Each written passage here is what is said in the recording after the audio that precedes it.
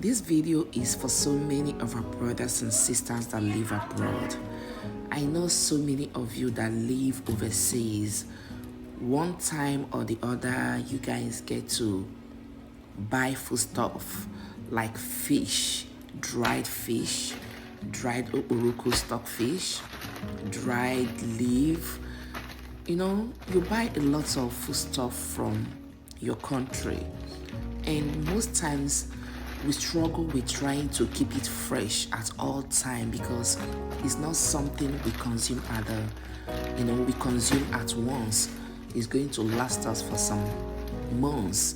So sometimes we kind of preserve it by putting it out in the sun. Now imagine that you have your foodstuff shipped to you during the winter time. How are you going to preserve it? I guess you might be preserving it using your heater in your house, right? But now, I want to shock you guys.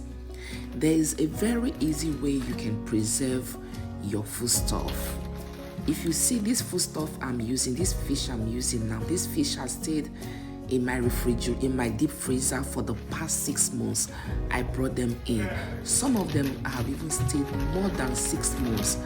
And whenever I bring them out, they are looking very, very fresh.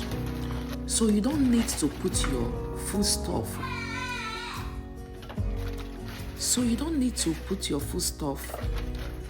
Out in the sun on daily basis, or you'll be worried on how to preserve your foodstuff. Maybe during the winter period, you'll be worried or you'll be scared that your fish, your uruku, you know how expensive foodstuffs are now. And imagine you bringing this thing all the way from your country to wherever you reside presently. You know how much it must have cost you.